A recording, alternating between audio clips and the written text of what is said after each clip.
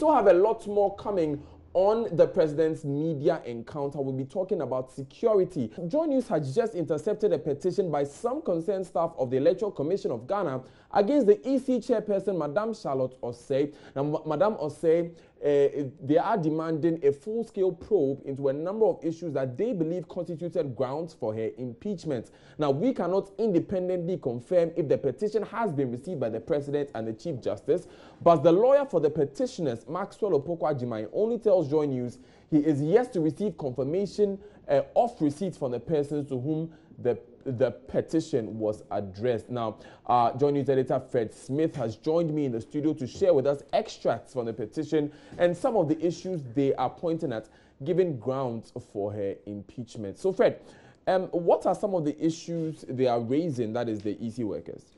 Well, it says, and I'll present them to you, there are 27 of them. Here's one of them. It says, as part of compromising her independence and neutrality, Mrs. Charlotte Osei claimed that the Electoral Commission has been allocated a new building for use as office complex without the approval of the Commission. The 7-member Commission has not, at any point in time, formally requested for any office allocation since the Commission sees nothing wrong with the current office. With the chairperson's insatiable demand of affluence and flamboyance, she unilaterally awarded a contract to the tune of 3.9 million Ghana cedis for demarcation and partitioning of the said office complex without recourse to the Commission. And she, according to the petitioners, claimed sought approval from the Public Procurement Authority. And they say that this claim, or the cost of this partitioning that she did, is the current sum, that's 3.9, is higher than the Public Procurement Authority's approval level. So, but are there any questions about the procurement process? Well, exactly. There's no transparency according to this petition, so they don't know. But reading from what the commissioner is saying, that she sought permission from the PPA to do this, they are just interpreting it that the PPA's approval limit is not up to 3.9 million. So they don't think that is true. So it's part of the reasons why they're asking for a probe. Here's another. Point 8 of it. It says, Mrs. Charlotte Osei has been engaging in cronyism by awarding contracts to the tune of 14.310961 United States dollars to her cronies for the construction of prefabricated district offices without recourse to the threshold, to the Commission. Now, the value of these contracts is in excess of the approved threshold by the PPA again. One of the contracts by name, contractors by name, Messrs. Contract and Cut Limited, is related to Mrs. Charlotte Osei. Upon receipt of advanced mobilization under the approval of the chairperson, the company has failed to meet the contract terms.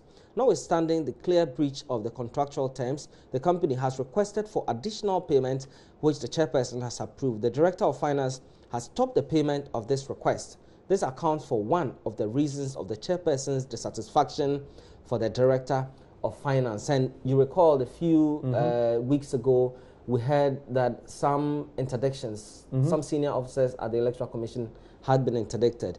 In this claim, point 8, they don't exactly give the evidence as to how one of the contractors relates to Mrs. Madame Charlotte Osei, but they make the point very strongly, and they want that also investigated. But do we know if any money has been paid? Has work begun on any of these projects?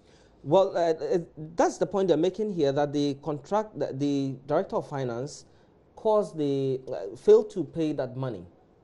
Okay, but it's also not clear if this contract was fully executed.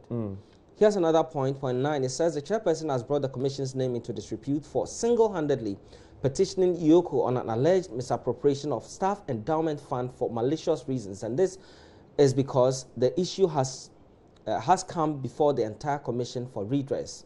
The decision to go to IOCO was not that of the Commission, but characteristically unilateral decision by the chairperson. So that's, of course, we can't bring all the 27 reliefs that they are seeking. 29 of them. The 29 reliefs that they are seeking, but I believe those are the major ones. Since this was presented, do we know, in the first place, do we even know if the appropriate authorities have received them yet?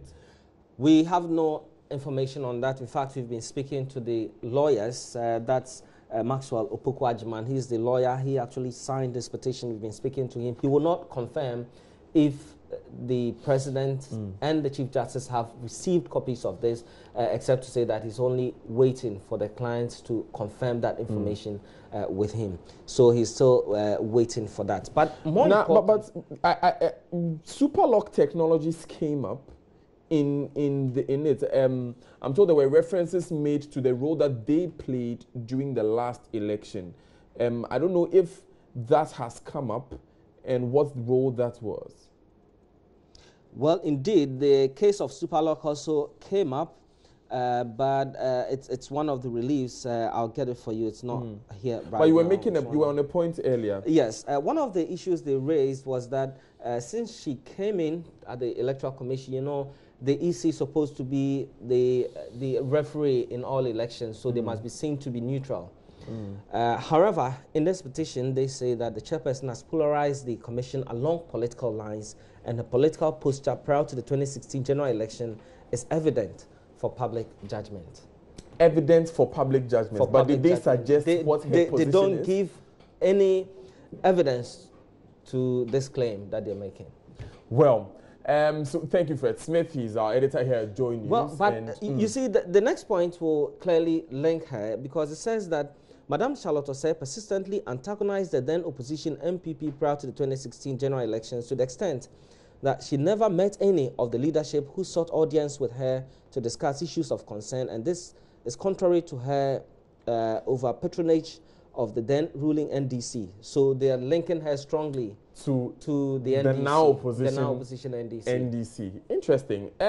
Well, it looks like we'll definitely be seeing more of these issues during this week. So Joy News is where you have to stay for all the latest on these issues. Thank you, Fred Smith, for those details.